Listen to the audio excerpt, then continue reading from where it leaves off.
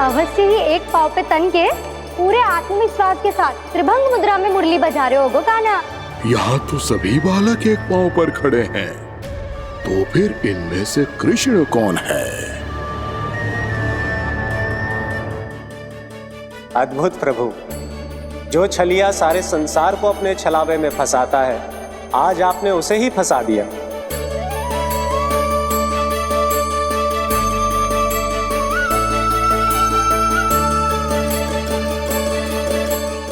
इन सब में से कौन है महाराज कंस का शत्रु, विष्णु का अवतार? कैसे पहचानूं मैं उस कृष्ण को? प्रभु की धुन है ही इतनी मीठी, इतनी कर्णप्रिय कि असुर तो क्या, सारी सृष्टि ही यहां आकर थम जाए।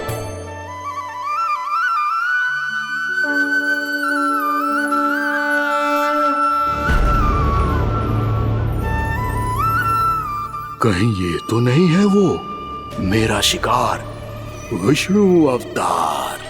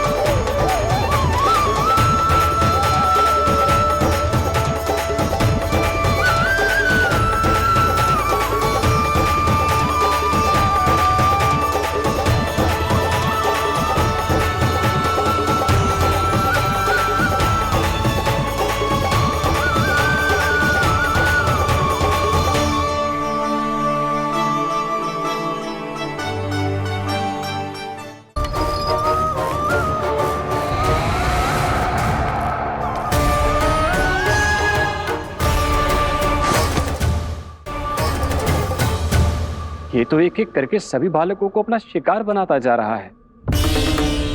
प्रभु ऐसा क्यों करने दे रहे हैं? प्रभु की हर लीला का कोई ना कोई उद्देश्य होता है। यदि वो इस असुर को इन निर्दोष बालकों पर अत्याचार करने से नहीं रोक रहे हैं, तो इसका भी कोई ना कोई कारण अवश्य होगा।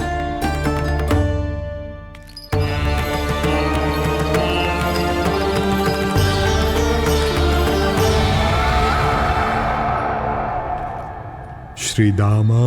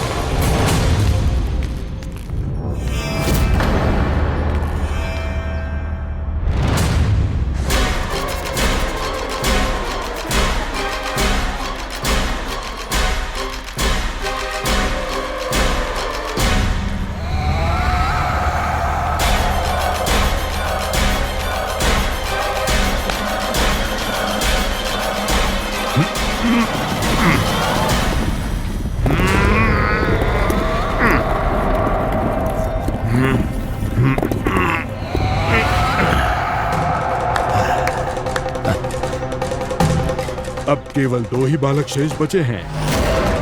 दोनों को पकड़कर ये खेल ही समाप्त कर दूंगा।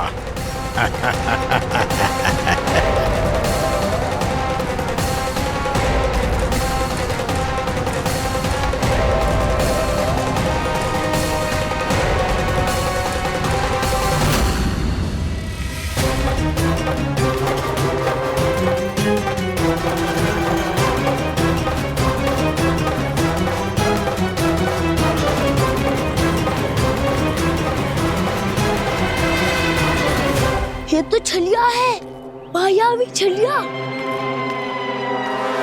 मेरे सभी सखाओं को शिकार बना लिया इसने। मैं इसे नहीं छोड़ूंगा। कान्हा, कान्हा,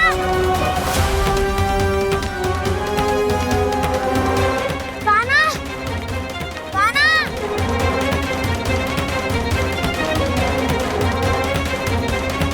कान्हा। दाऊ,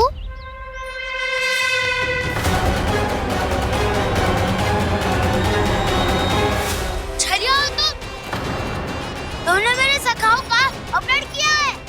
मैं छलिया ना हूँ दाऊ, मैं तो आपका छोटा भाई हूँ, आपका कान्हा। मैंने सब कुछ अपनी आंखों से देखा है। बस तुम छलिया ही हो। रूप बदल बदल कर मेरे सखाओं का अपहरण कर रहे हो। ये क्या कह रहे हो दाऊ? आप ही मुझे नहीं पहचानोगे तो कौन पहचानेगा? कान्हा, ये नहीं, मैं हूँ वास्तविक बलराम, तुम्हारा दाऊ।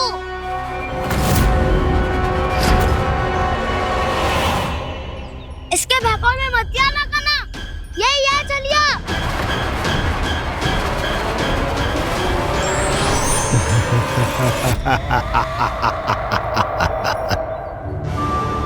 बुद्धिमान बालक, केवल तुमने ही पहली बार में माना है कि मैं ही वास्तविक छलिया हूँ। पर हम तुमसे भयभीत नहीं है दस। इसी क्षण हमारे सखाओं को मुक्त कर दो। अच्छा, यदि इतना ही क्रोध आ रहा है तो जाओ, छुड़ा लो अपने सखाओं को।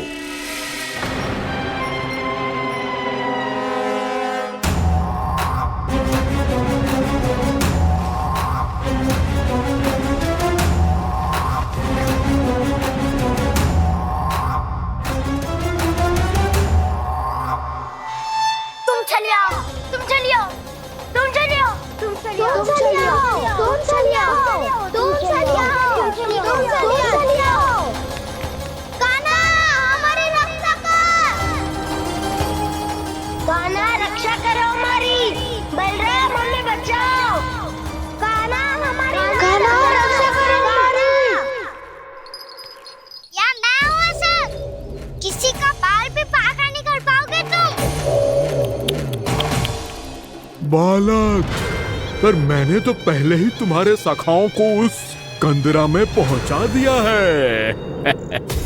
बेचारे इस समय घबरा के रो रहे होंगे, सहायता की भिक्षा मांग रहे होंगे। जानते हो तुम उन सबका अपहरण क्यों कर पाए? क्योंकि मैंने तुम्हें कर नहीं दिया, ताकि मुझे तुम्हारा सामना करने के लिए एकांत मिल सके। अच्छा। दाऊ, आप जाके सखाओं को बचाओ। इस दुष्ट के लिए मैं पर्याप्त हूँ।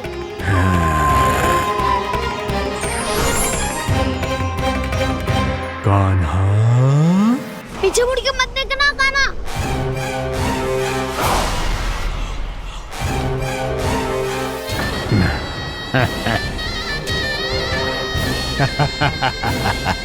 अपने सखाओं की तरह अब तुम भी फंस गए कृष्ण।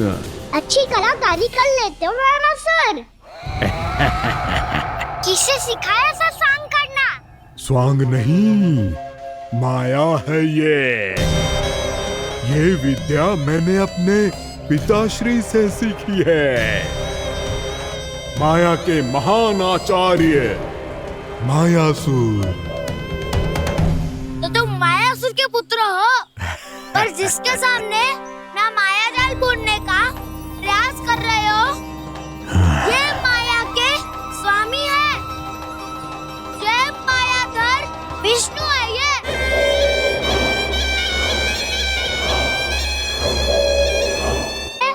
माया जाल बुनने का प्रयास कर रहे हो, ये माया के स्वामी है। ये मायाधर विष्णु है। ये अच्छा, तो होते रहे। मैं तो इनकी हत्या करने आया हूँ और हत्या करके ही जाऊंगा।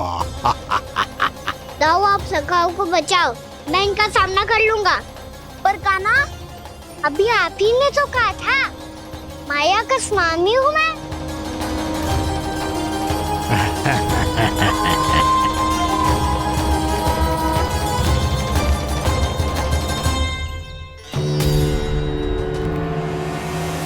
ये तो मथुरा का व्यापारी है। इसको अर्थ वो जो था वो सच में छलिया हो तो कहीं वो नंदमोहन तो ना पहुंच गओ। हमें शीघ्र ही गांव जाना पड़ेगा और सबको सावधान करना पड़ेगा। चल।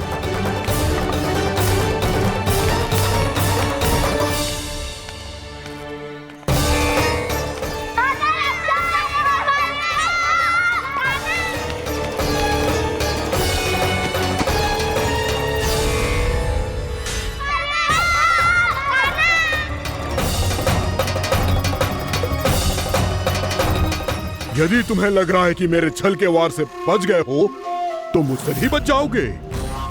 ये तुम्हारी सबसे बड़ी भूल है कृष्ण। मेरे पास बहुत सारे मायावी अस्त्र हैं जो क्षण भर में ही तुम्हें विष्णु लोक पहुंचा देंगे। तो फिर प्रतीक्षा क्यों कर रहे हो? बालक, मैं परिहास नहीं कर रहा हूँ। मुझे पता है, तभी तो कह रहा हूँ शीघ्र दिखाओ ना। मुझे तुम्हारे सारे मायावी अस्त्र देखने हैं। कैसे बालक हो तुम? मैं यहाँ खेल दिखाने नहीं आया हूँ। तो समय व्रत क्यों कर रहे हो ब्रह्मासुर? जो करने आए हो वही करो ना। अब देखो कैसे तुम्हारे प्राण एक ही वार में इस देह का साथ छोड़कर उड़ जाएंगे। मेरी मायावी अग्नि तुम्हारे भोले भाले से इस मुख को जलाकर भस्म कर देगी।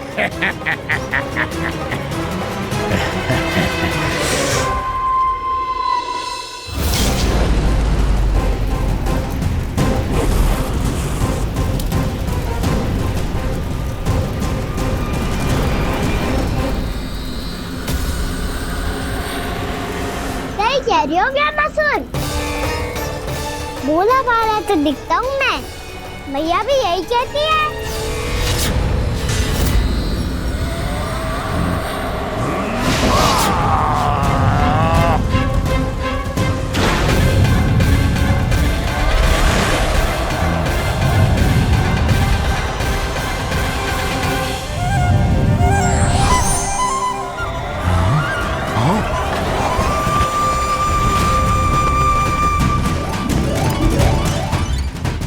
आसन का उपहार देने के लिए बहुत बहुत धन्यवाद ब्रह्मासुर।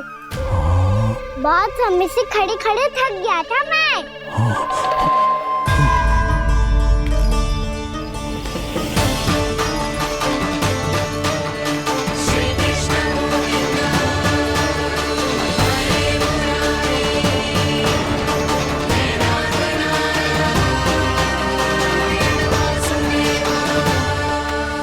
अगला अस्त्र दिखाओ ना। तुम्हारी यही जिज्ञासा आज तुम्हारा अंत करने में सहायक बनेगी मूर्ख बालक।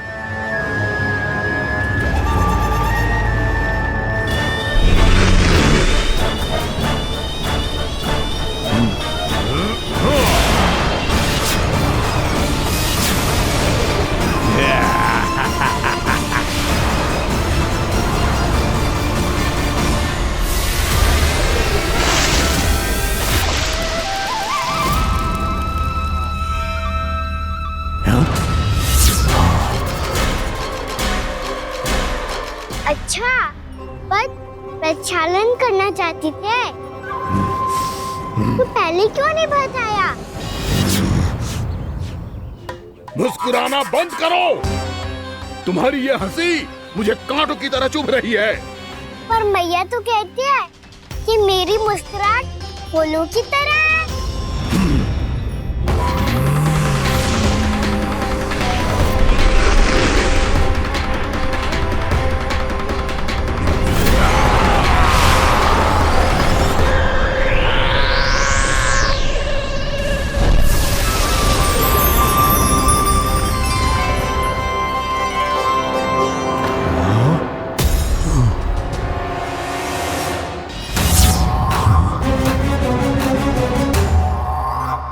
कहा था ना मेरी मुस्कुराहट बिल्कुल इन्हीं फूलों की तरह है।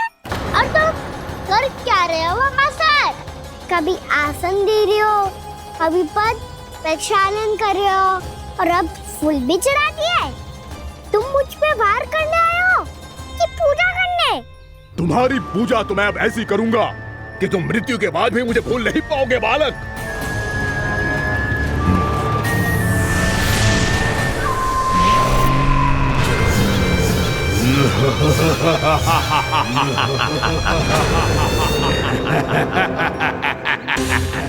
कान्हा, ये चट्टान तो मुझसे हिल ही ना रही।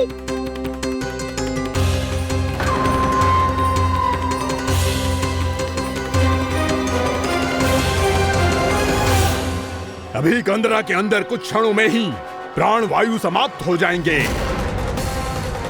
तुम्हारे सारे सखा एक एक कर अपने प्राण त्याग देंगे और तुम्हारा वध करूंगा मैं।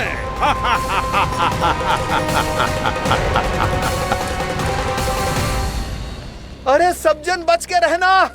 छलिया आया हुआ है वृंदावन में। अरे छलिया आ गया है। वृंदावन में मायावी छलिया। अरे क्या हुआ? कौन छलिया? मायावी छलिया सबको छलता है वो। हाँ, कुछ भी कर सके है वो। बहुत भयानक। अरे भानु ठहर जरा, क्या हुआ? बहुत भयानक है वो, बच के रहना सब लोग। अरे भेष बदल ले तो है वो। हाँ। क्या हुआ? छलिया है वो। अरे मेरी बात तो बताओ। रानी भाभी, रानी भाभी, कान्हा घर पर ही है ना? ऐसे भड़बड़ा क्यों रहे हो? कोई भूत देख लियो है क्या? भूत ना भाभी, छलिया से भेंट हो गई। सच्ची का मायावी छलिया है भाभी। क्या उल्टा सीधा बोले जा रहे हो? ठीक से बताओ। अब बोलो भी। वो कान्हा के पीछे पड़ो है वो। मेरे लल्ला के पीछे? हाँ रानी भाभी, हमारे अचेत होने से पहले हमने उसे ये कहते सुना था कि वो वृंदावन आने वाला है कान्हा से मिलने। हे नारायण, मेरे कान्हा की रक्षा करना। जसोदा जी, मायावी छलिए से बचना बालकों के बस की बात ना है। जीजी, बालक वन में अकेले हैं।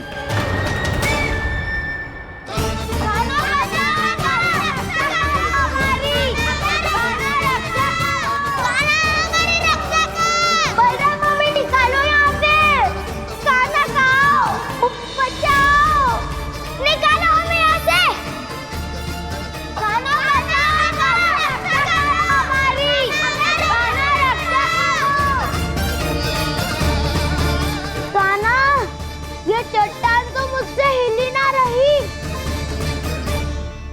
यदि मैं माया का स्वामी हूँ तो आप भी बल के स्वामी हो। ताऊ, अपनी क्षमता, अपना सामर्थ्य स्मरण करो।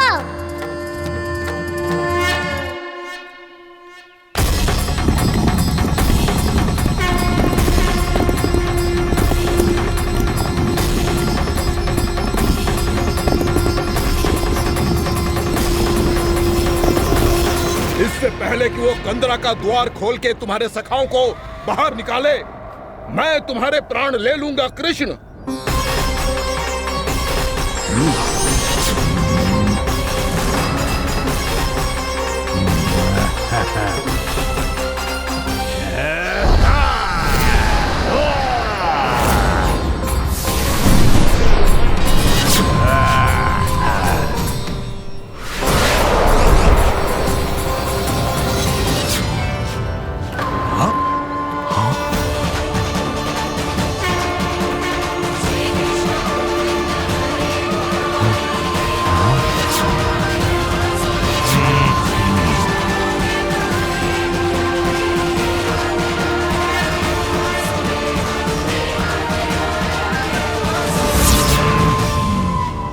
कितनी पूजा करोगे ब्रह्मासुर?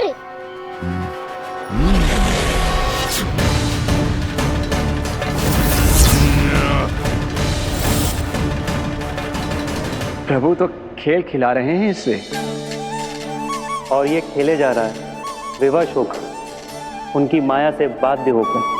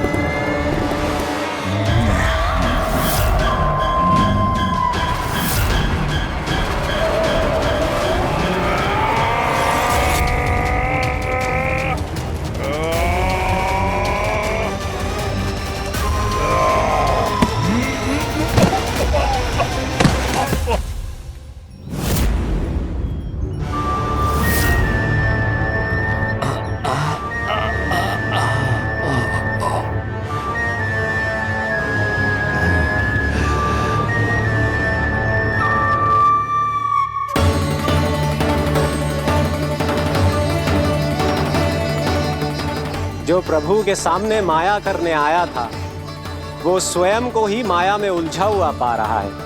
नारायण नारायण। लो, अब तो तुमने दंडवत प्रणाम भी कर लिया,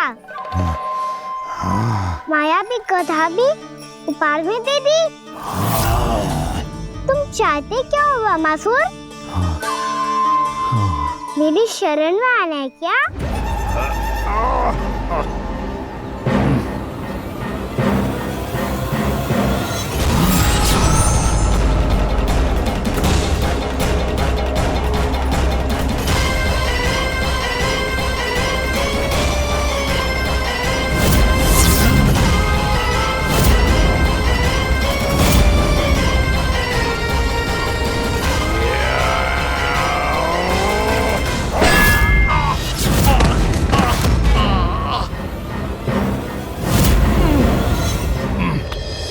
सोच विचार का समय ना है हमारे पास।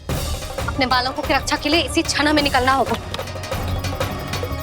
और वो छलिया किसी का भी रूप धारण कर सकते है। सुलक्षणा तेरा, शांति तेरा या मेरा, किसी का भी रूप धारण करके हमें भ्रमित कर सकते हो। इसीलिए हमें सतर्क रहना होगा। समझ आई? चलो।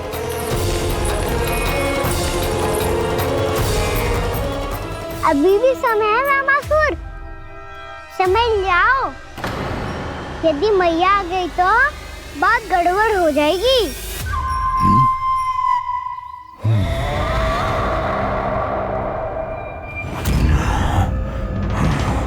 मुझसे झूठ का कोई लाभ नहीं होगा। वामासुर, स्मरण करो तुम कौन हो। मायासुर का पुत्र हूँ मैं, अपने स्वामी महाराज कंस का सेवक हूँ, और तुम्हारा हूँ मैं काल।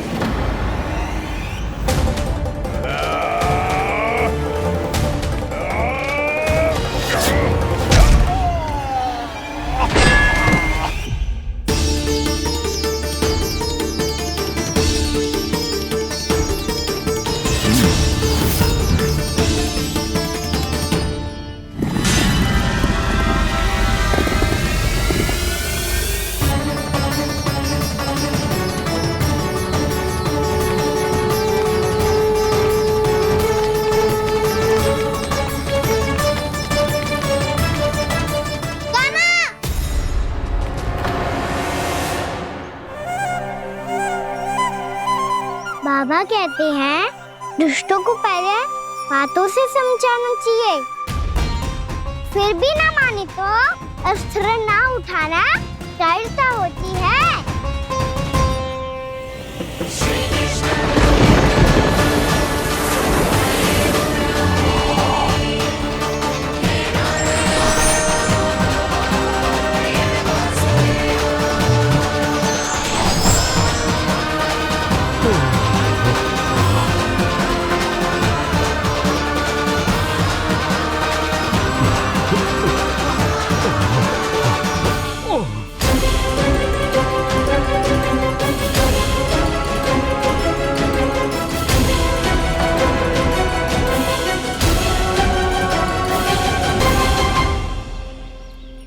पता था मुझे, अपने बाबा के स्वरूप को हानि नहीं पहुंचाओगे। सही कही तुमने। पिता की छवि ही पिता के समान भी आनंदीय होती है। वामासुर, वामासुर। ये मैं अपने वास्तविक रूप में कैसे आ गया?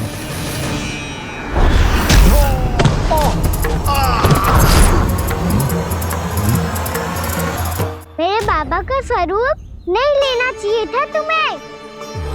मैया ने सिखाया है भूल को क्षमा किया जा सकता है, पर जानबूझ के किए गए अपराध के लिए दंड ही एकमात्र विकल्प होता है। ये बार बार अपनी मैया का नाम ले रहा है। यदि मैं वो स्वरूप लूं तो अपनी मैया पर वार नहीं कर पाएगा ये।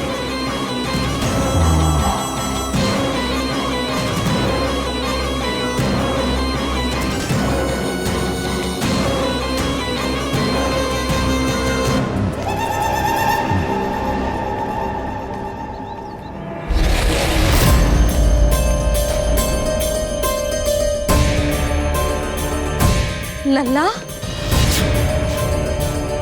मैं तेरी मैया हूँ, अपनी मैया को मारेगा? बच गया। समझाया था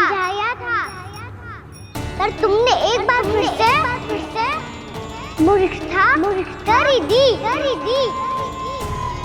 इस पर तुमने पहले से भी बड़ी और पहले से भी भयंकर भूल किया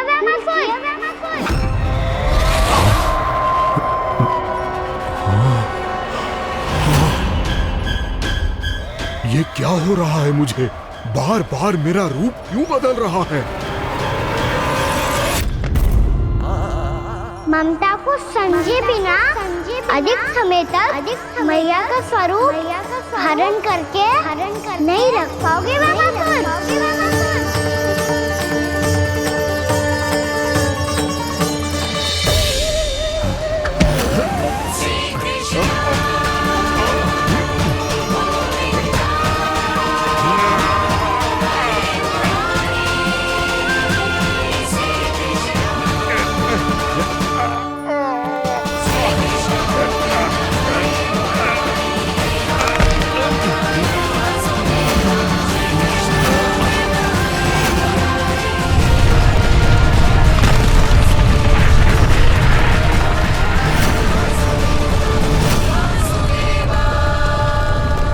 प्रभु के क्रोध से धरती भी कांपने लगी है।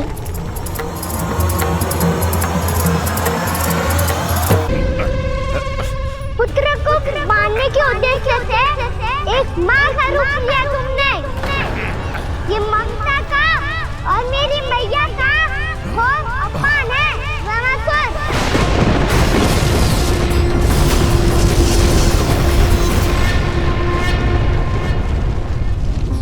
इससे पहले इस असुर के कारण निर्दोष प्राणियों का कोई अहित हो, मुझे कुछ करना होगा। यदि मैं माया का स्वामी हूँ तो आप भी बल के स्वामी हो। दाऊ, अपनी क्षमता, अपना सामर्थ्य स्मरण करो।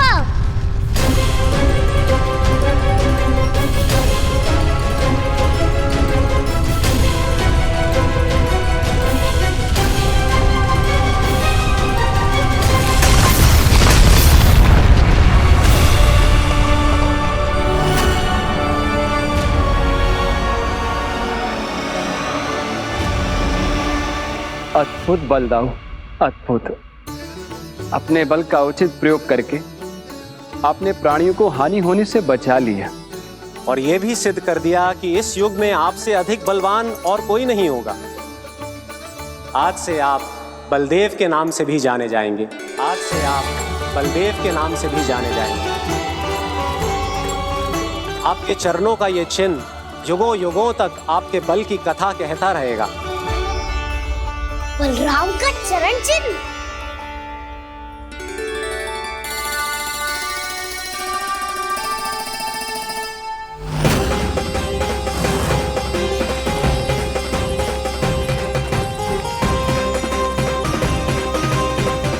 मेरी माया से आज तक कोई नहीं बच पाया है। एक बार मुझे छोड़कर देखो, फिर पता चलेगा कि मैं हूँ कौन। पहले ये तो देख लो कि मैं कौन हूँ।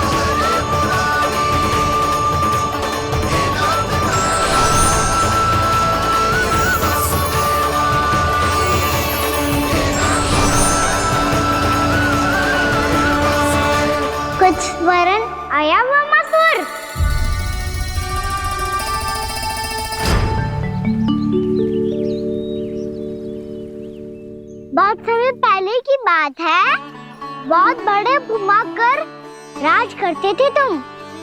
तुम्हें महान राजा भीमम के नाम से जाना जाता था। सब कुछ था तुम्हारे पास, पर शांति नहीं थी। इसीलिए शांति की खोज में अपना संपूर्ण राज अपने पुत्रों को सौंप कर मलय पर्वत की ओर चल दिए। अनेक वर्षों की तपस्या के बाद तुम्हारे तप की कीर्ति चारों ओर फैलने लगी और फिर सच्चे तपस्वी के रूप में तुम्हारी ख्याति से प्रभावित होकर महर्षि उलट तुमसे भेंट करने आए। राजा भीमरथ, आपने ईश्वर की प्राप्ति के लिए सब कुछ छोड़ दिया, पर अपना अभिमान नहीं छोड़ पाए। इसीलिए मेरे आगमन पर सम्मान के साथ खड़ा होना तो दूर, मेरा अभिवादन भी नहीं किया। अभिमान तपस्वी का गुण नहीं होता है राजन, अभिमान राक्षसी गुण है। इसलिए मैं आपको श्राप देता हूं कि आप अगले जन्म में एक राक्षस के रूप में जन्म लेंगे, एक राक्षस के रूप में जन्म लेंगे। मुझे क्षमा कर दीजिए महर्षि, मैंने जानबूझकर आपका अपमान नहीं किया है। मैं तो यहाँ पर शांति की खोज में आया था। अपने भीतर के संसार में गहरे सोच विचार में डूबा हुआ था मैं। मुझे क्षमा कर दीजिए महर्षि, मुझे क्षमा कर दीजिए। अपनी भूल का आभास प्रायश्चित की ओर पहला पग होता है। मैं अपना श्राप तो वापस नहीं ले सकता, परंतु आपको एक वचन अवश्य दे सकता हूँ। जब भी प्रभु नारायण का अवतार होगा, आपको उचित समय पे वो वरदान देंगे जिसकी आप लंबे समय से प्रतीक्षा कर रहे हैं।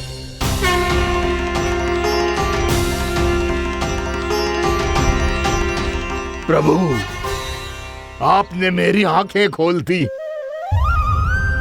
अब मुझे पता चल गया है कि आप कौन हैं और मैं कौन हूँ। इसलिए आप मुझ पर कृपा करके अपने चरणों में स्थान दे दीजिए।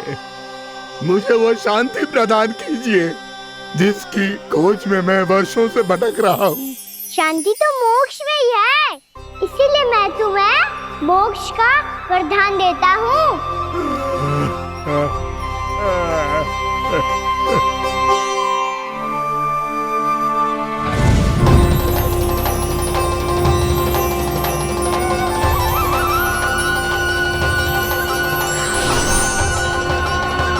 प्रभु की ये लीला सदैव स्मरण रखी जाएगी। इस स्थान को इनका आशीर्वाद मिलेगा और इस कंदरा को व्योमासुर की कंदरा के रूप में पहचाना जाएगा। भविष्य में अनेक ऋषि मुनियों की शरण स्थली बनेगी ये कंदरा। दीदी, ये कोई साधारण बालक ना है। ऐसा चमत्कार कोई साधारण बालक थोड़ी ना कर सकते हो। तुम सत्य कह रहे थे बलराम, गाना सच्ची में भगवान ही है, तभी तो सब देवता इसे बसाने और इसकी ओर से युद्ध करने आते हैं। तुम सब ऐसे आंखें फाड़ के क्यों देख रहे हो मुझे?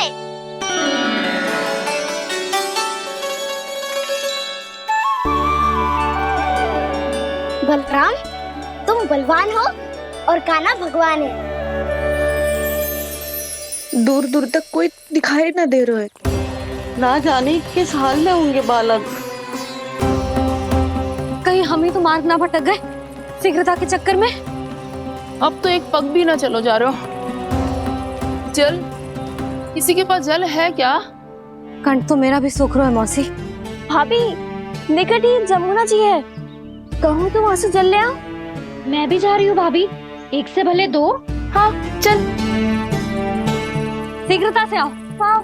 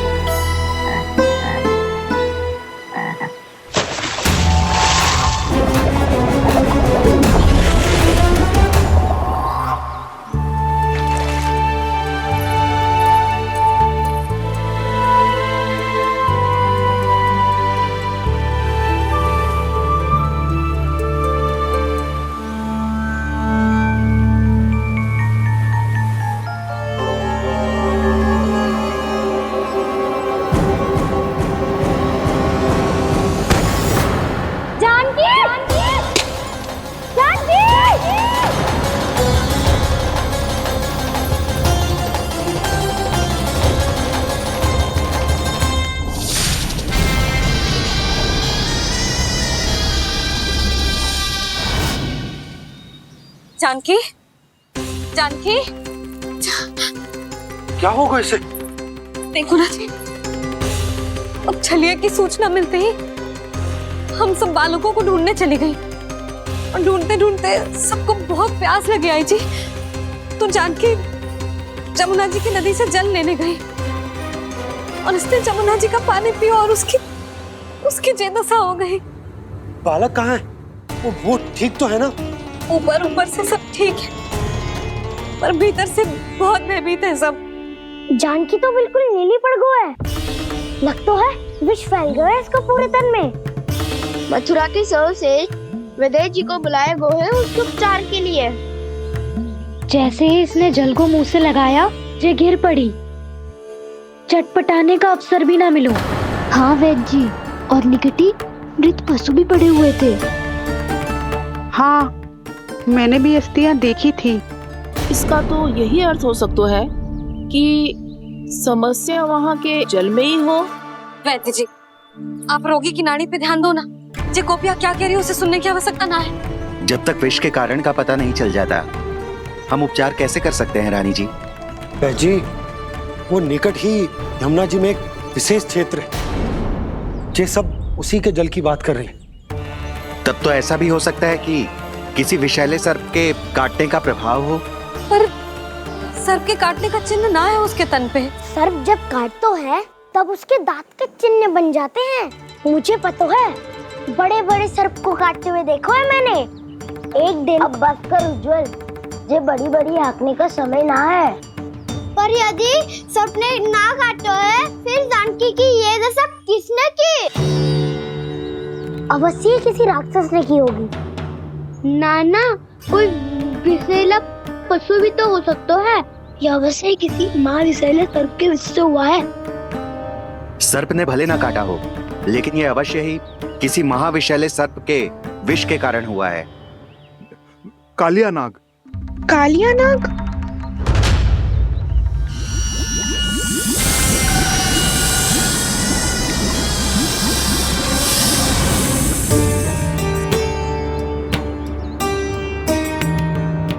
संकेतों से तो ऐसा लगता है कि जानकी ने कालिया नाग के क्षेत्र के विशाल जल पी लियो है।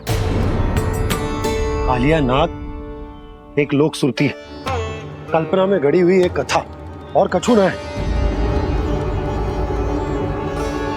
हमें जाके पता लगाना पड़ेगा। पर हमें वहां जाने से मना किया है ना बड़ों ने। उज्जवल सही कह रहे हो है। इस समय जानकी के स्वार्थ से अधिक महत्वपूर्ण और कछु ना है। जानकी हमारे लिए ही जलाने गई थी जी। ना मैं उसे जाने देती ना जैसा वो तो।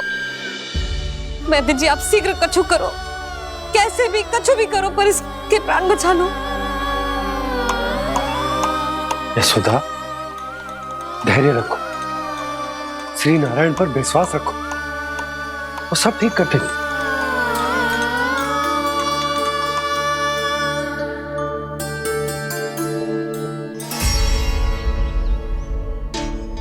विष की काट की मेरे पास जितनी जड़ी बूटी थी, मैंने सब अर्क बना के पिला दी, पर इसकी दशा में अभी तक कोई सुधार नहीं दिख रहा है। यह अंतिम जड़ी बूटी है। अगर इससे भी चमत्कार नहीं हुआ तो फिर जो नारायण की इच्छा।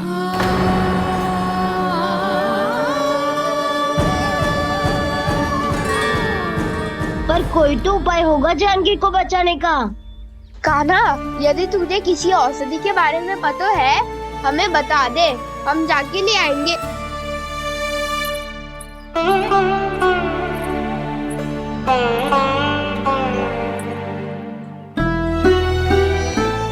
हे नारायण, हे प्रभु, मेरी जानकी के प्राण बचा ले प्रभु।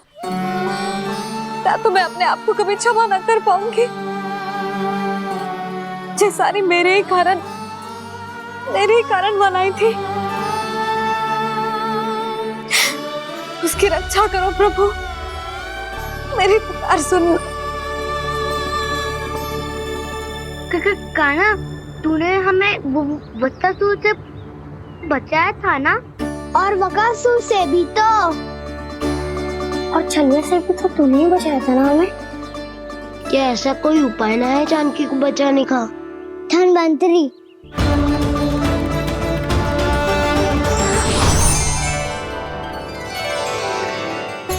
मैं आ गया हूं प्रभु, चिंता मत कीजिए, आपके आदेश का पालन अवश्य होगा। यशोदा मैया,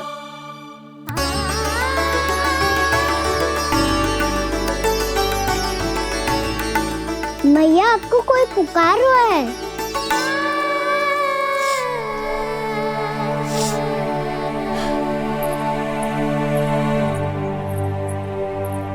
चिंता मत करो मैया, अब धनवंतरी जी आ गए हैं और सब संभाल लेंगे। धनवंतरी जी कौन है? जिन्होंने संसार का आयुर्वेद दिया, आरोग्य के देवता, वे श्री नारायण के अवतार।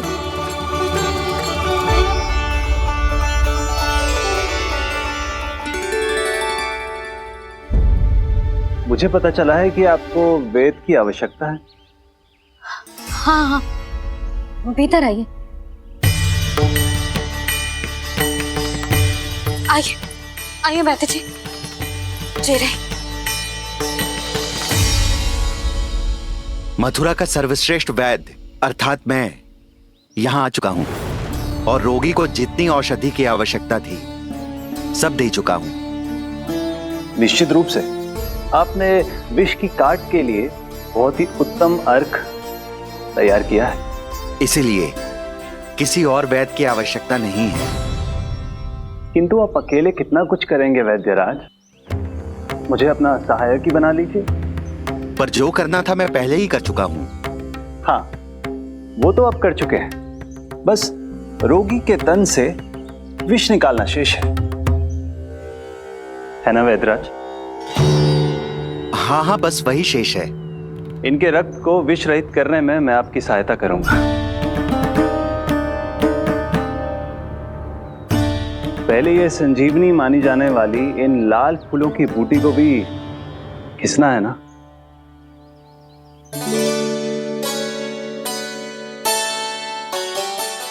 हाँ हाँ, तुम सही कह रहे हो, इसे अच्छे से घिसो।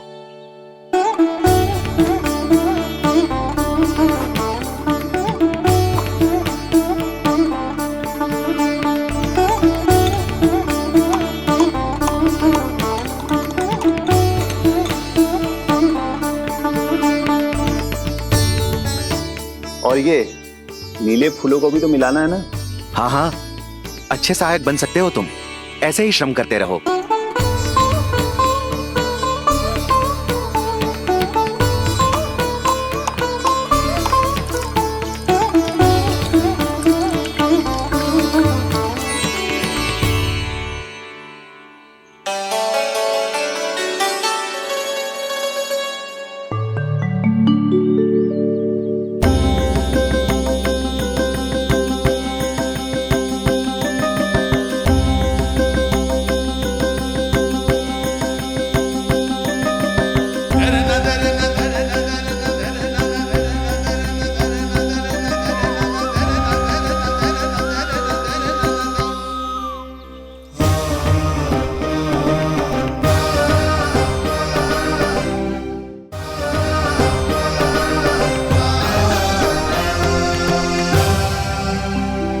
जानकी स्वस्थ तो हो जाएगी ना धनवंतरी जी?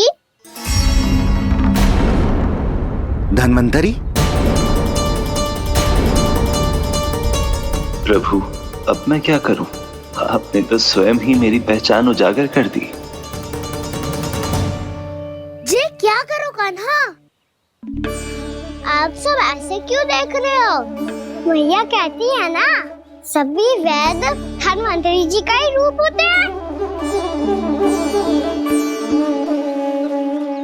वाह कृष्णा, चतुर तो हो तुम। वैसे वास्तविक धनवंतरी मैं हूँ, मेरा अर्थ है वास्तविक वैद्य मैं हूँ।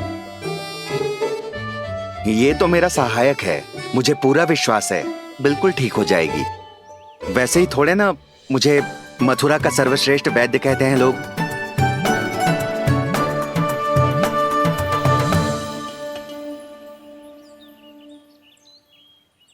जसोदा भाभी, जसोदा जी, जानकी को चेतना आ गई। जानकी, जानकी, जानकी, तू ठीक है ना? क्षमा करना भाभी, मैं आपके लिए जल ना ला पाई। बस बहुत भूख लगी है।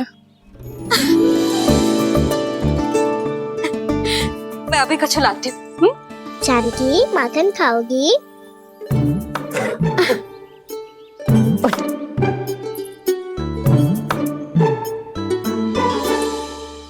आजा, तू ही खिला दे लल्ला।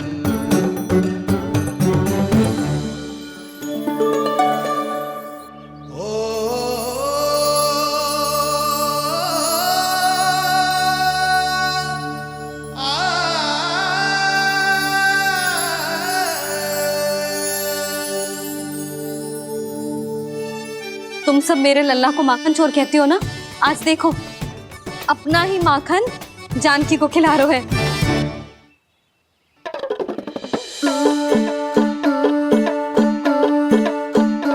थोड़ा और विश्राम कर लो। सदैव तुम हम सबकी सेवा करती हो, आज मैं तुम्हारी सेवा करूंगा। जानकी की जिज्ञासा तब हुई जब जय यशोदा काकी की सेवा कर रही थी, और अब देखो स्वयं भगवान ही इसकी सेवा कर रहे हैं। जानते हो इससे क्या सिद्ध होता है? जो भी यशोदा मैया की पूजा करेगा, अर्थात अपने माता पिता की सेवा करेगा, उनके साथ सम्मान से व्यवहार करेगा, ईश्वर स्वयं उसका ध्यान रखेंगे। कभी धन्वंतरी के रूप में तो कभी स्वयं कान्हा के रूप में। भक्त और भगवान का देखो कैसा ये अनुराग,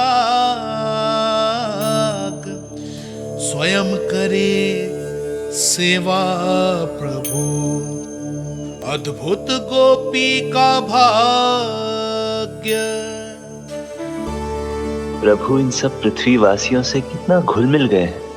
ना तो ये प्रभु को भगवान मानते हैं और ना ही प्रभु अपने आप को इनसे सर्वश्रेष्ठ समझते हैं। अपने आचरण से ये सिद्ध कर रहे हैं कि ये सभी में हैं और सभी इनका ही अंश है।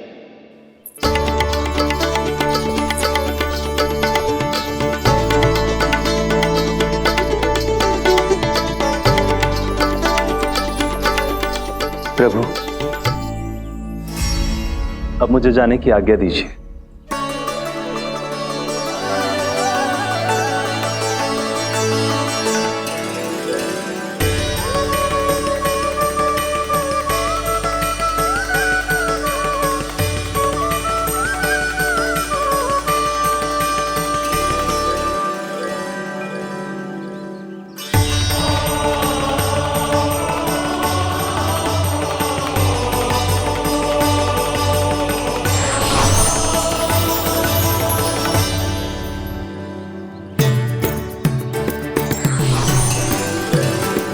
कान्हा ने तो सच्ची में धन्वंतरी जी को बुला लिया था।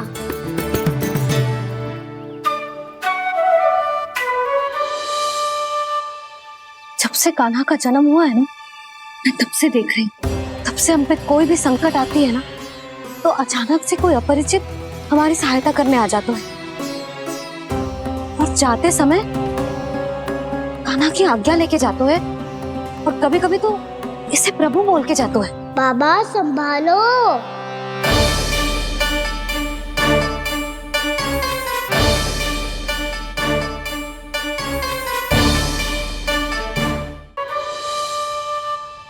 जब से कान्हा का जन्म हुआ है ना, मैं तब से देख रही हूँ, तब से हम पे कोई भी संकट आती है ना, तो अचानक से कोई अपरिचित हमारी सहायता करने आ जाते हैं, और जाते समय कान्हा की आज्ञा लेके जाते हैं, और कभी कभी तो इसे प्रभु बोल के जाते हैं।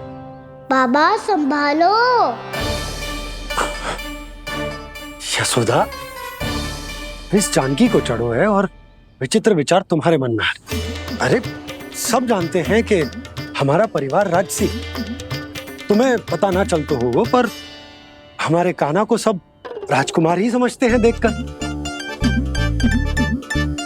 इसीलिए उसे सम्मान देने के लिए सब ऐसा ही करते हैं, और कोई बात ना है।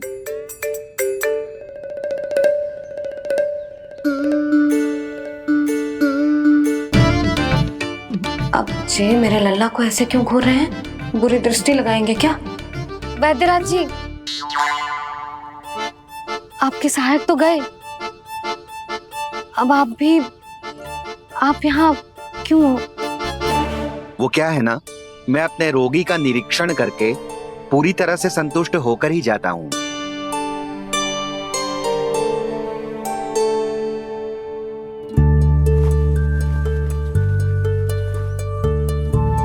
हाँ, संकेत तो अच्छे हैं, कल सुबह तक बिल्कुल ठीक हो जाएगी।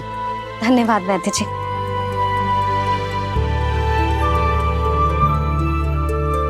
बस तो फिर हम कल पकड़न पकड़ाई खेलेंगे जानकी।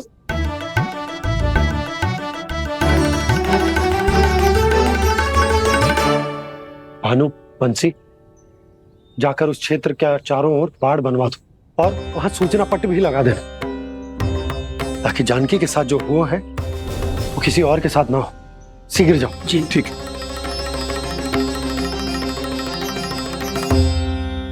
बाड़ और सूचना पट लगवाने से समस्या का समाधान नहीं होगा बाबा।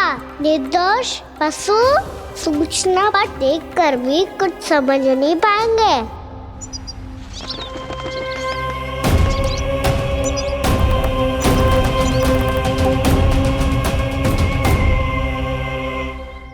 तो तुम्हारे कहने का अर्थ यह है कि व्योमासुर मारा जा चुका है और वो बालक अब भी जीवित है।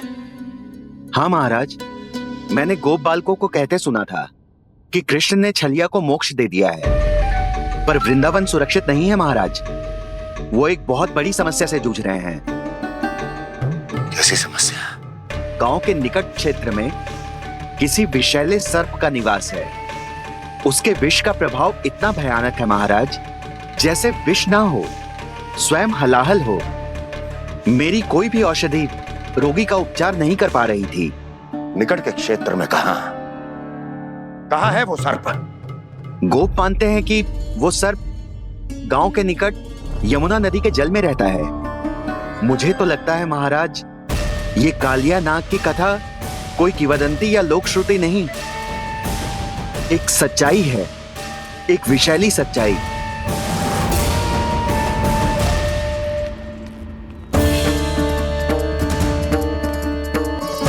कालिया का सामना करने का समय आ गया है, पर उससे पहले मुझे बुलाना होगा उन्हें।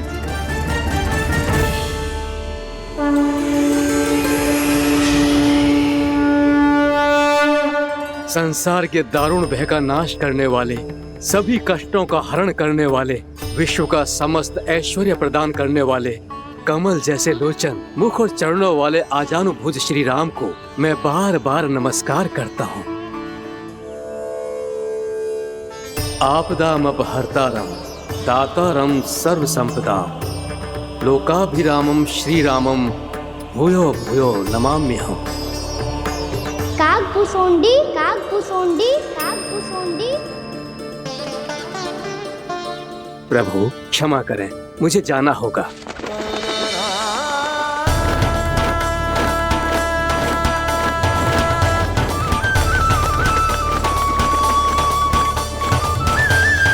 प्रणाम प्रभु। अनेक बार मैं आपके दर्शनों के लिए आया प्रभु। कभी नंद भवन के झरोखों से आपके दर्शन करके चला जाता था, तो कभी दूर किसी वृक्ष की आड़ से आपको निहार लिया करता था। आज आपने स्वयं मुझे बुलाकर धन्य कर दिया प्रभु।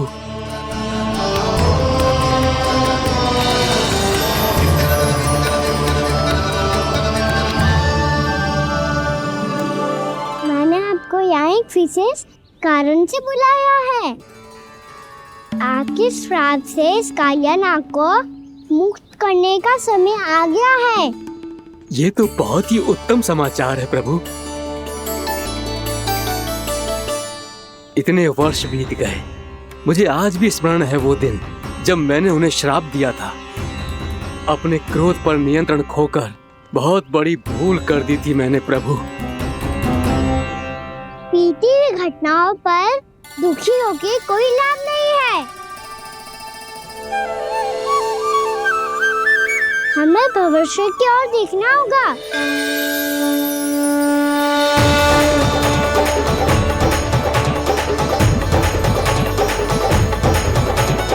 आदेश कीजिए प्रभु, क्या आज्ञा है आपकी? जब मैं कालिया नाग का सामना करने जाऊं, तो आप यही रहेगा।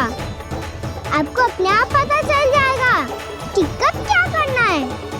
और हाँ, लौटते जाते समय नारद मुनि से कहिएगा, वो आकर मुझसे भेंट करे।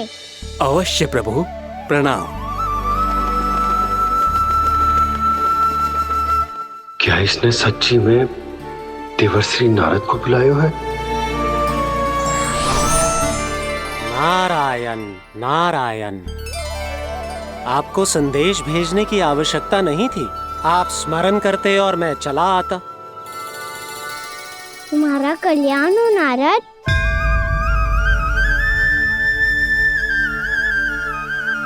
मैंने तुम्हें एक विशेष कार्य के लिए बुलाया है। आज्ञा दीजिए प्रभु। तुम्हें एक बार फिर कंस से भेंट करनी होगी। विचार कीजिए महाराज, क्या आप बिना किसी शंका के कह सकते हैं कि कौन सी पंखुड़ी पहली है और कौन सी आठवीं? उस दुष्ट से भेंट करना स्वयं कीचड़ में उतरने के समान है प्रभु। कमल पुष्प प्राप्त करना हो तो कीचड़ में उतरना पड़ता है नारद। आपका आदेश तो मैं स्वप्न में भी नहीं टाल सकता प्रभु। कंस कालिया नाग के बारे में जान गया है, पर वो उसका सामना करने का साहस नहीं कर पाएगा। मैं आतुर हूँ प्राप्ति, मूर्ख नहीं। मेरी बुद्धि फिर नहीं गई है। मैं स्वयं उस कालिया जैसे महाविषैले सर्प के सामने खड़ा हो जाऊं और अपने ही काल को आमंत्रित कर लूं। तो फिर अपने लाभ के लिए उसका प्रयोग करने का कोई और उपाय सोचिए स्वामी। कुछ ऐसा कीजिए कि यमुना नदी का पूरा जल विषैला हो जाए और वृंदावन वासी उसका उपयोग करे, और आपका काल कहलाने वाला वो बालक स्वयं काल के गाल में चला जाए। उत्तम उत्तम सुझाव है प्राप्ति। अब मुझे उस कालिया तक पहुंचने का मार्ग ढूंढना होगा। उसको विवश करने का कोई उपाय ढूंढना होगा, क्योंकि व्यक्तिगत रूप से उससे भेंट करना असंभव है। असंभव। आप सही कह रहे हैं प्रभु। कंस में उतना सामर्थ्य नहीं कि वो कालिया नाग का सामना स्वयं कर सके। वैसे तो कालिया गरुड़ देव का भी सम्मान नहीं करता, तो फिर वो कंस का सम्मान क्यों करेगा भला? नहीं करेगा, पर कंस तुम्हारा सम्मान अवश्य करेगा नारद। तुम्हारी बातें भी सुनेगा और मानेगा भी। ये मेरी योजना का बहुत ही महत्वपूर्ण भाग है। तुम कंस के पास जाओ और कहो कि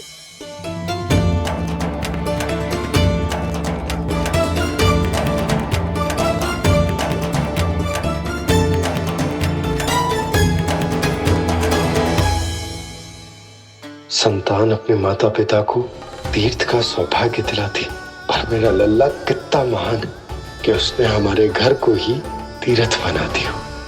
ऐसा तीर्थ जहां मेरी आंखों के सामने भक्त और भगवान का मिलन हो रहा है। जो आज्ञा प्रभु।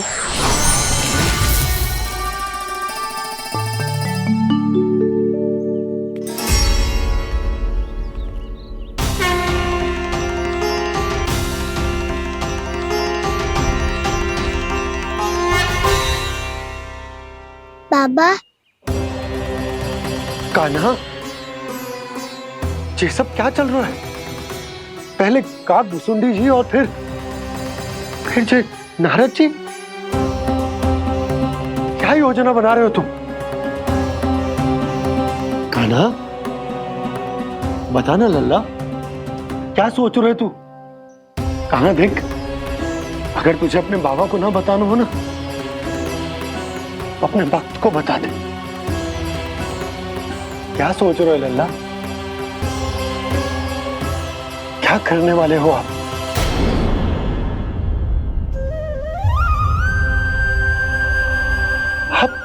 आप इतने दुखी क्यों हो?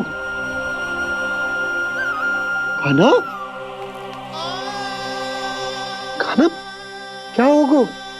क्योंकि मुझे आभास हो गया है बाबा, समय आने वाला है। कौन सा समय आने वाला है लल्ला? इसीलिए सब कुछ बदलने वाला है। भैया को मेरा सत्य पता चल जाएगा बाबा।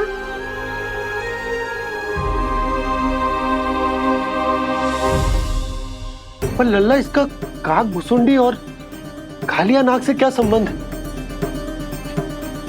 ऐसा क्या हुआ था और क्या होने वाला है?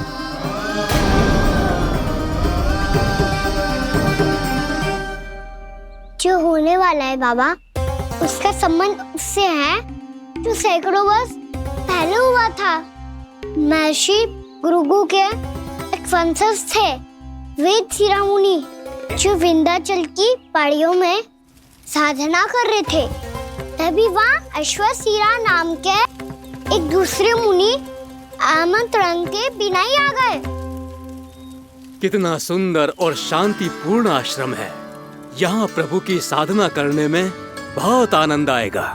शीघ्र ही अश्वशिरा मुनि उपस्थिति के कारण होने वाले व्यवधान से बाध्य होकर वेद शिरोमुनि ने अपनी आंखें खोली। कौन हो तुम और यहाँ क्या कर रहे हो? आपके आश्रम में बहुत शांति है मुनिवर। साधना करने के लिए बहुत ही उत्तम स्थान है ये। मैं चाहता हूँ कि मैं भी यहाँ। आप यहाँ साधना करना चाहते हैं, लेकिन इतना भी नहीं जानते कि किसी के आश्रम में प्रवेश करने से पहले उसकी आज्ञा लेनी चाहिए। आप ये भी नहीं जानते कि यदि कोई यज्ञ कर रहा हो तो बिना अनुमति के वहाँ प्रवेश करने से उसकी यज्ञ साधना भंग हो सकती है। आप क्या साधना करेंगे मुनि? आप तो साधना के योग्य ही नहीं हैं। इतना अपमान! एक मुनि के मुख से इतने कड़वे शब्द शोभा नहीं देते। मैं तुम्हें श्राप देता हूँ, जितनी विषैली तुम्हारी जिह्वा है उतने ही विषैले सर्प बन जाओ तुम। और ऐसा सर्प जो सांस भी ले तो निकट का वातावरण दूषित हो जाए। तुम्हारे इस दुस्साहस के लिए मैं तुम्हें श्राप देता हूँ कि तुम अभी इसी क्षण कौवा बन जाओ, और ऐसा कौवा जो कांव कांव करके अनर्गल प्रलाप करता रहे।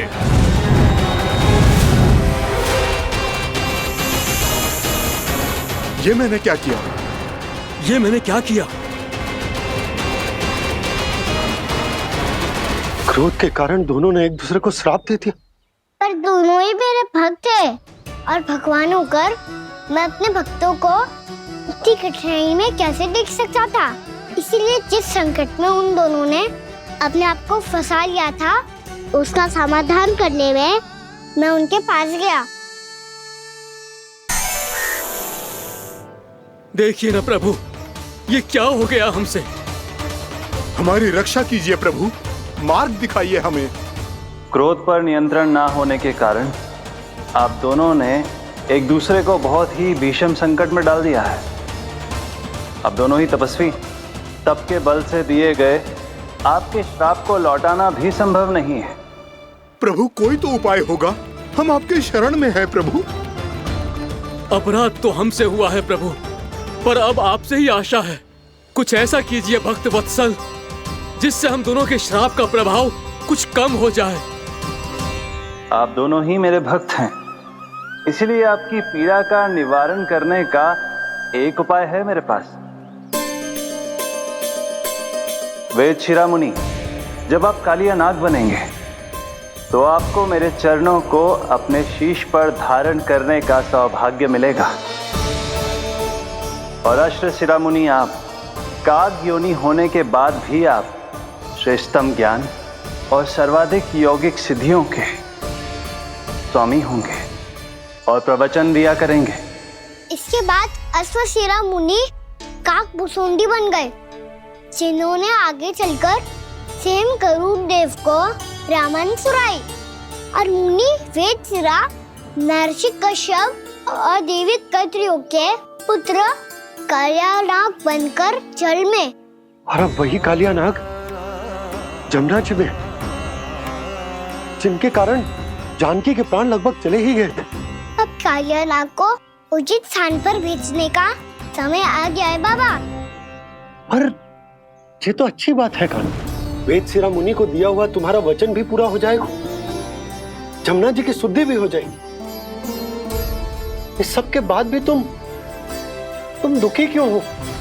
क्योंकि इसके बाद मैया के सामने मेरा रहस्य खुल जाएगा बाबा। उन्हें पता चल जाएगा कि उनका बालक कोई साधारण बालक ना है। भविष्य में जो होने वाला है उसे सबके सामने घटने से रोकना मेरे लिए भी संभव ना होगा। मैया को सब पता चल जाएगा। क्या पता चल जाएगा रे मुझे?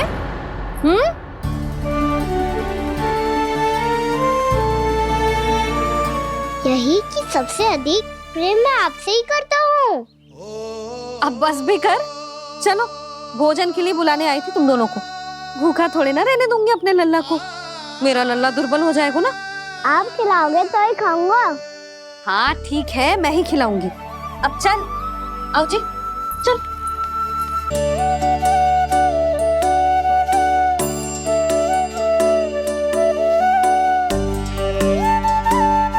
मैया खेलो ना मेरे साथ। मैया सुनो ना, मेरी बात ना मानोगी? अभी बहुत कार्य पड़े लल्ला, देख जानकी को औषधि भी देने जानो है ना। औषधि मैं दे दूंगा, फिर तो खेलोगी ना आप मेरे साथ? पिछले कुछ दिनों से अपनी मैया का अधिक से अधिक प्रेम पाने का प्रयास करो है कान्हा। इसका तो एक ही अर्थ हो सकता है कि कछु बहुत बड़ो होने वालों है।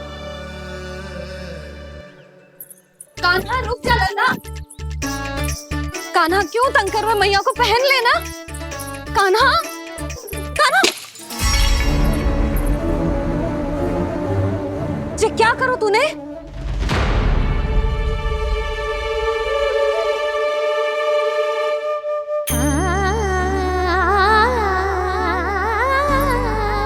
अच्छा ठीक है, अब मुंह लटकाने की आवश्यकता ना है।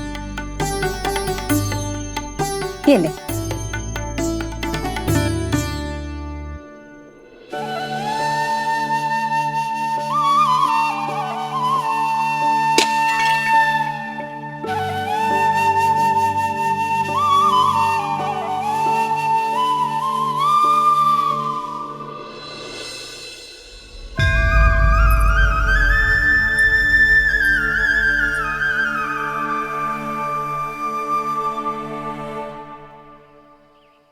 तंग करे मैया को खिजाए, खेले रूठे मनाए, लीला अनोखी करके शरारत, कान्हा दंड भी पाए।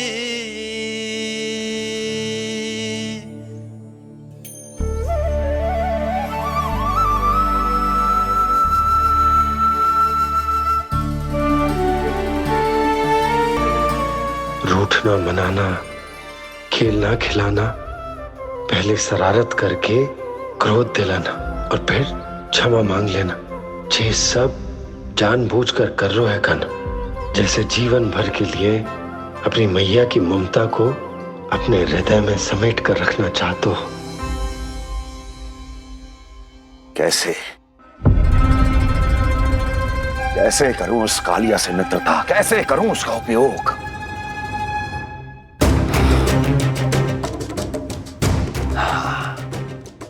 उस पर आक्रमण कर देता हूं और उसे किसी ना किसी तरह से यह विश्वास दिला देता हूं कि यह आक्रमण उस विष्णु अवतार ने किया है। फिर वो क्रोध में आकर सारे वृंदावन वासियों को अपने विष से समाप्त कर देगा। उचित है, ये उचित है। नारायण हरि, नारायण हरि।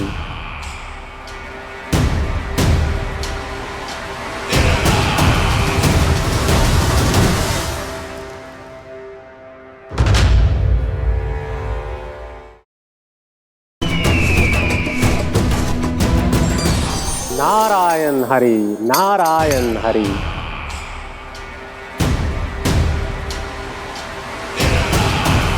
प्रणाम देवर्षि। किस योजना में कितना लाभ है और कितनी हानि, यह आंकलन करते करते थक गए होंगे मथुरा नरेश। देवर्षि, आज मेरा ध्यान कैसे आ गया आपको? आप तो सदैव ही मेरे ध्यान में रहते हैं महाराज कंस। सत्य तो यह है कि मथुरा में जो भी हो रहा है मुझसे छिपा हुआ नहीं है। मैं जानता हूं कि आप किसी भी असुर को वृंदावन क्यों ना भेजें, और वो असुर कितना भी शक्तिशाली क्यों ना हो, कृष्ण का सामना नहीं कर पाता। या तो पराजय स्वीकार करके आपके पास लौट आता है, या तो फिर वीर गति को प्राप्त हो जाता है।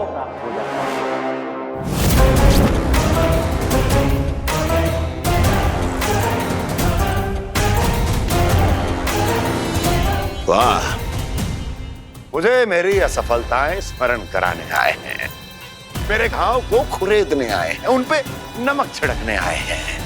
मित्र को शत्रु समझने की भूल मत कीजिए महाराज कंस। मैं तो आपकी सहायता करने आया हूं। हाँ, और मेरी सहायता। कृष्ण विष्णु अवतार है, आप विष्णु के भक्त हैं। मैं हूं विष्णु द्रोही, फिर भी तो आपके आराध्य को हानि पहुंचाना चाहता है, उसकी सहायता करना चाहते हैं आप। क्या आप निश्चित रूप से कह सकते हैं कि आप ब्रह्मांड के सभी नियमों को अच्छी तरह समझते हैं? अवश्य। आपके लिए बस इतना ही जानना पर्याप्त होगा कि मैं जो कुछ भी कर रहा हूं उसके लिए मेरे व्यक्तिगत कारण हैं। मैं तो बस आपके हित में पिछली बार की तरह एक सुझाव लेके आया था, पर यदि आप मेरा सुझाव सुनना भी नहीं चाहते तो आपकी इच्छा। नारायण हरि, नारायण हरि। कारण चाहे जो हो, इनके पिछले सुझाव के कारण ही आज मेरे शत्रुओं की संख्या कम है। अन्यथा मैं देवकी के अन्य पुत्रों को भी जीवित छोड़ देता, और आज वो सब अपने भाई के साथ मिलकर उसकी शक्ति को अनेक गुना बढ़ा देते। ठहरिए देवऋषि।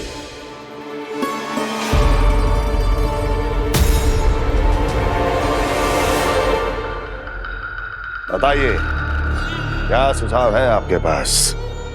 मेरे सुझाव का नाम है कालिया नाग।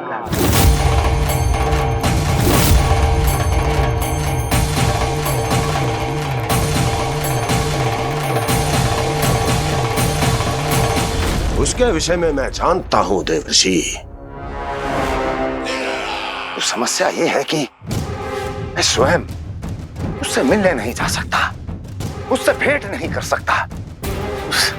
उस कृष्ण की हत्या के लिए उसको वृंदावन जाने के लिए तैयार नहीं कर सकता। तो मत जाइए उसके सामने, और ना उसे भेजिए कृष्ण के सामने। हर बार आप किसी न किसी असुर को अपने शत्रु के क्षेत्र में भेजते हैं, जहां शत्रु उसका सामना करने के लिए पूरी तरह से तैयार होता है और आपका असुर मारा जाता है। इस बार शत्रु को युद्ध स्थल चुनने का अवसर मत दीजिए महाराज। इस बार योजना का जाल ऐसे बुनिए कि कृष्ण स्वयं उसके पास जाने के लिए विवश हो जाए। कालिया नाग स्वयं काल है, मृत्यु का दूसरा नाम है। उसके विष का उपयोग अपने लाभ के लिए कीजिए महाराज। वैसे कालिया के विष की अधिकता का अनुमान तो होगा ही आपको।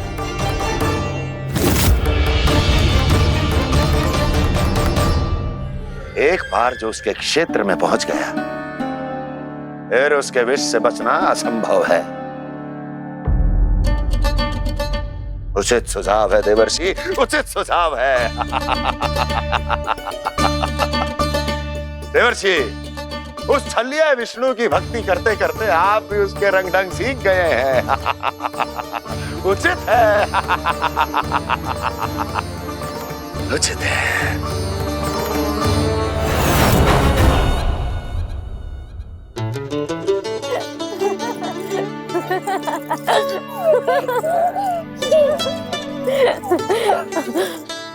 बस बस बहुत आनंद ले लियो लला। बस अब दूध पी ले। ठहर ठहर, गर्म है। जी ले ले पी।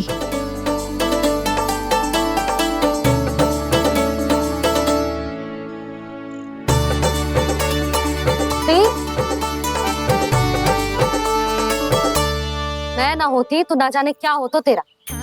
अपने आप दूध भी ना पी सकते है भावला कहीं का। आपकी इस प्रेम के लिए तो मैं धरती पे आया हूँ मैया। मैं भी यही सोच रहा हूँ यशोदा कि तुम ना होती तो मेरा क्या होता। इसी बात पे थोड़ा दूध और कजू खाने को दे दो। अरे मैं तो भूल ही गई।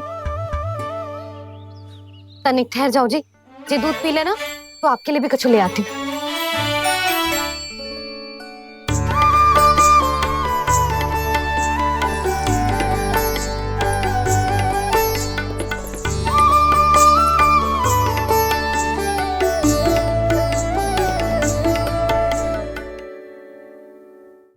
प्रणाम महाराज। आपकी आज्ञा के अनुसार बिल्कुल वैसा ही पत्र तैयार किया है जैसा आप चाहते थे।